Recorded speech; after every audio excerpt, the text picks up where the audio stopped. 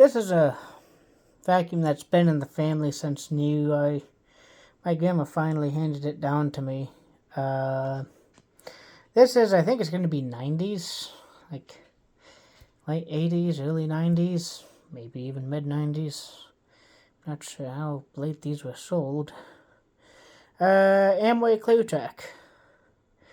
My grandma bought this new, and she owned it and used it for many years, and now it's mine.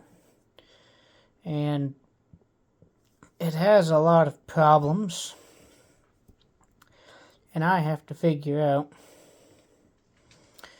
what exactly I want to do with this. Because it's a very much sentimental machine, but I'm not sure if it can be fixed to be made more daily usable. You know, like, I get it's beyond my level of repairability, but I'm also not sure if Workhorse can rebuild it, can do what's needed to rebuild it. One of the things is it's got some chipped plastic right here, but that's nothing compared to the other issue this thing has. Pop this hose off here and pull this right off, and it shows all the exposed bits, and it looks like somebody has tried to fix it before. And yeah, I'm not sure if these are like supposed to be screwed together or if these are just glued from the factory and it can be re-glued, but it's, I mean, it kind of stays together, kind of doesn't. But that's really the biggest cosmetic issue with this thing anyways. But it's got, the motor sounds terrible, the brush roll's worn to nubs, the belt on it is a little old, so I don't know how exactly, and yeah, like, it's just a very tired machine. I mean, even this is kind of messed up. So, I'm going to run it, because I think it's just long enough now. This isn't going to be a stupid short. Hopefully it stays together, but I don't know. I'll have to look and see if this is a common issue with this, that these two pieces here splitting, and see if that's fixable. Because if it can be fixed by a Workhorse rebuild, I'd rather have that than trade this old thing in and get a new Workhorse. Because I kind of like the originality of the Trak, you know. But one of these days, I do want to get a Workhorse vacuum cleaner.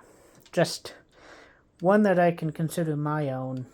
One that I can use, you know, and abuse, and, you know, not have to worry about it being vintage, you know, vintage plastics breaking or something getting tired. Also, the pre-motor filter has left the chat, so I needs a new one of those too, but that's the least of this thing's concerns right now. I did go ahead and clean with a Eureka the Boss 1934A, just so there wouldn't be a lot to pick up, to then go through the old single cyclone design and end up in the motor. And without further ado, I will fire this thing up.